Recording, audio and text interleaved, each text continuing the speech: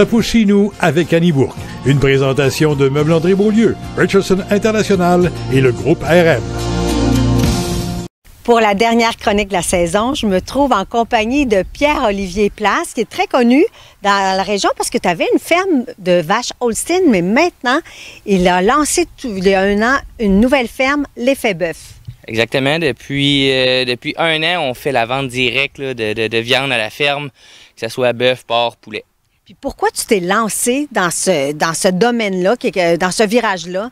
Bien, comme tu as dit tantôt, on a eu pendant tout près de 10 ans une ferme laitière, puis on a tout le temps fait de la viande pour des amis, de la famille. Puis depuis la COVID, on se le fait demander. Les gens me disent « Hey, fais-tu encore ça, du bœuf? On en prendrait, nous autres. » Fait que là, ben oui. Puis à force d'en faire, là, ça a fini que mon étable a commencé à être pleine. On s'est dit, on va s'installer pour le faire à grande échelle, puis en même temps, prendre le temps de jaser avec les gens qui viennent plus de la ville ou qui viennent de la campagne, mais qui n'ont pas de lien direct avec les agriculteurs.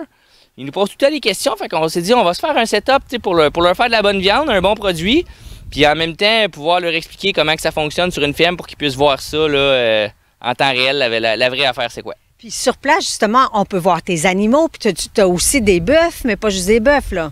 Oui, bien, comme tu l'as dit, on était producteurs laitiers.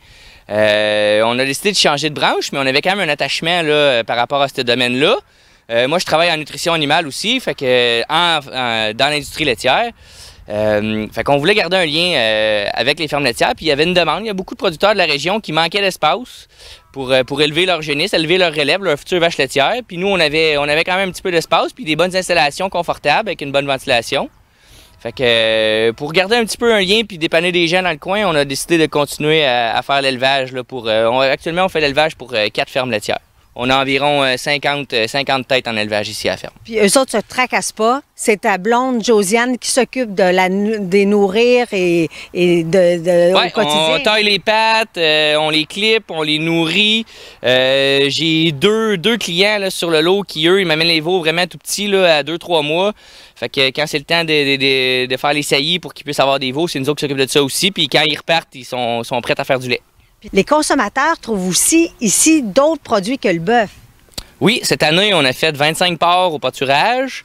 Dans le bœuf aussi, c'est important de le mentionner, on fait du bœuf Angus croisé Holstein, mais on fait aussi quelques bœufs Wagyu, du bœuf de Kobe, un bœuf japonais qui est plus persillé, qui a une viande un peu plus nichée.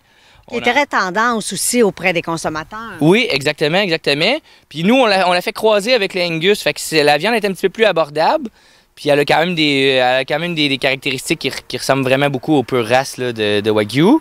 Puis on fait aussi quelques poulets. On doit faire environ 300 poulets par année ici. Et là, pour faire accomplir ton projet, tu viens de te construire presque un commerce là, attenant à la ferme. Exactement. Ça venait difficile. On est bien installé pour les animaux, mais on n'avait pas tout à fait l'installation pour recevoir les gens à ferme, mais aussi empaqueter les produits. Puis j'ai aussi beaucoup de problèmes. On fait de la saucisse, du bacon fumé, des choses comme ça. Puis des fois, les délais là, pour servir les clients, c'était vraiment long. Fait qu'on s'est installé pour pouvoir le faire à la ferme. Puis on est bien installé pour faire le montage des boîtes, préparer les paquets pour les clients.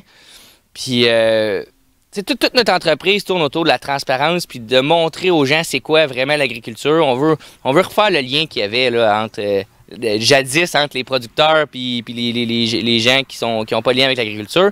Fait qu'on a mis ça vraiment adjacent à la ferme avec une belle vitre.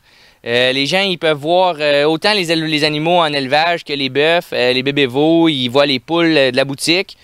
Puis tout de suite à côté de cette boutique-là, pour recevoir les gens, on a une porte qui mène directement à l'étable, puis les portes sont ouvertes. Fait que c'est ça, c'est ce qui est le fun, c'est que les gens voient concrètement la poule qui se promène sur ton terrain, l'animal pas loin lors de leur visite. Et puis si on a des questions, on peut te poser les questions aussi. Exactement. On reçoit déjà des gens à la ferme depuis environ, je dirais presque un an.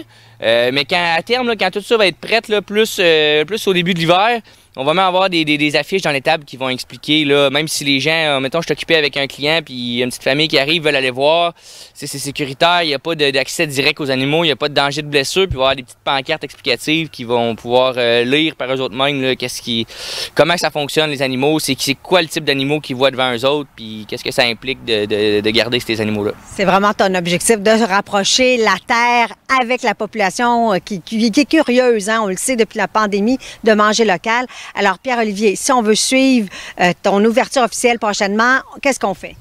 Ben, c'est simple, suivre la page Facebook de l'Effet Bœuf. On est de plus en plus actifs, là. On met de plus en plus d'informations, de photos, aussi des promotions. Mais on va vous tenir au courant là-dessus, là, mais ça avance rondement, ça va être bientôt prêt. Merci beaucoup de nous avoir accueillis pour la dernière chronique de la saison. On vous dit merci, chers auditeurs, d'avoir été à l'écoute et merci à tous les agriculteurs, toutes les agricultrices qui ont pris le temps de nous recevoir, un peu comme Pierre-Olivier le fait aujourd'hui avec sa conjointe Josiane. Et merci à Jean Lemay, mon complice, et Jeff Paquette pour leur coup de main, leurs conseils au quotidien. Merci et Annie. Ça pousse chez nous avec Annie Bourque vous a été présenté par Meubles André Beaulieu, Richardson International et le groupe RM.